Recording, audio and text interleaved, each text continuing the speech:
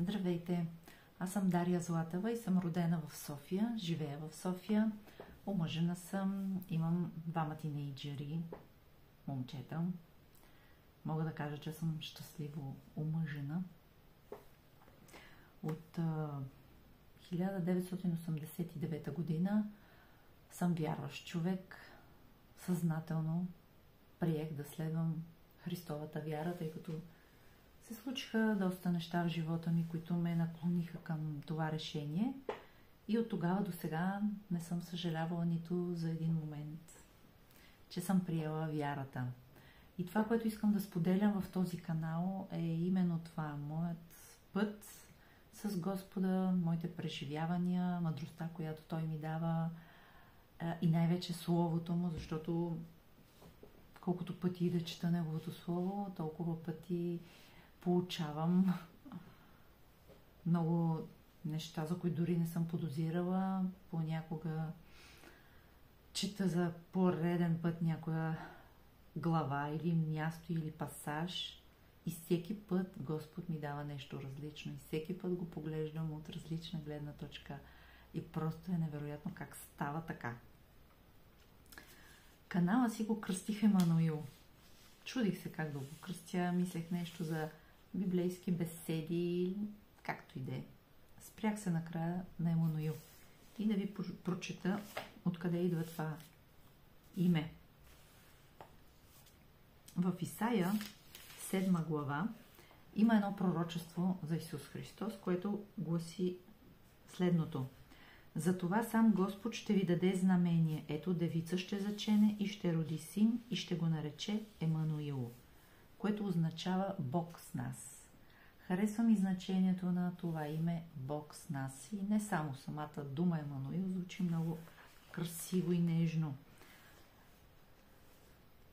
В Лука, извинявам се, в Евангелието на Матей споменава същото това пророчество и пак цитира тази дума, нали, това име Емануил, а в края на самото Евангелие Исус завършва с тези думи.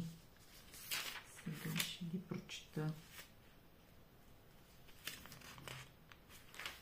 В 28 глава. И ето, аз съм с вас през всичките дни до свършека на века. Така че Бог е с нас. И това е най-важното. Какво ще видите в този канал?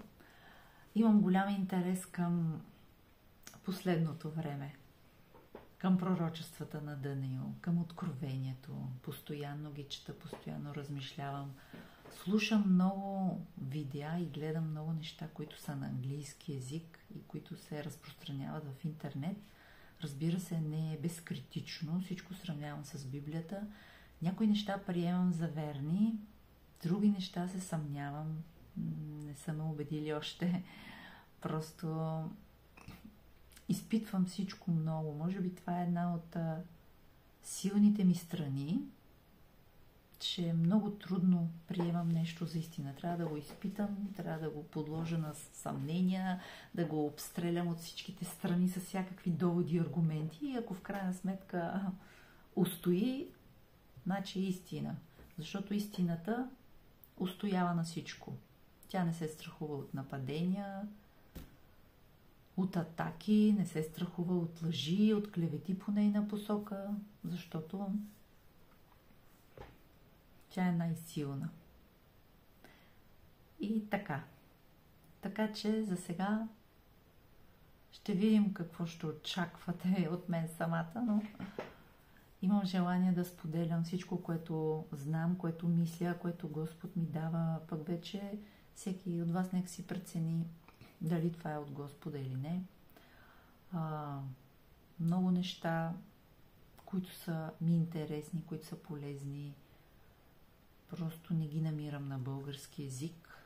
Наистина на английски мога всичко да намеря по всяка тема, но на български език е много трудно и затова реших да дори някои неща да ги преведа, да ги предам, да са на нечии други размишления и мисли, аз просто да ги предам, за да може хората, които не разбират английски, да достигнат до до тази информация и да имат избор.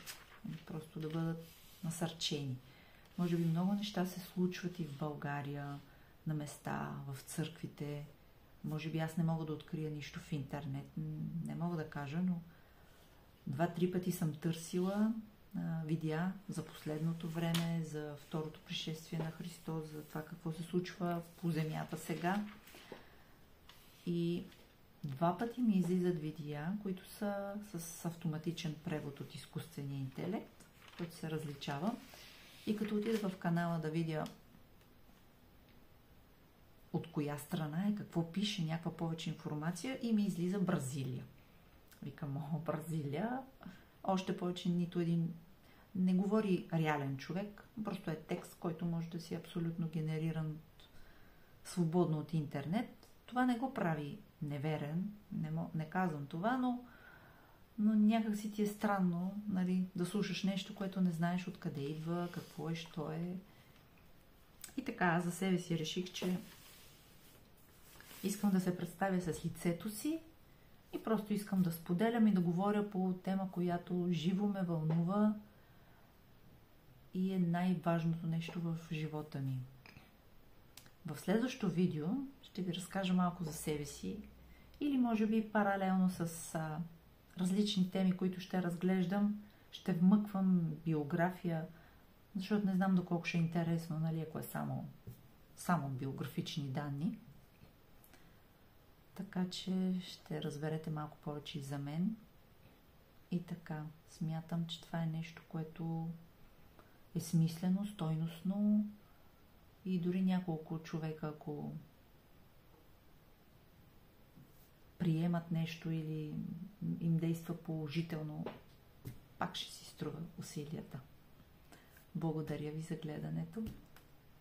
Очаквайте скоро пак. Чао!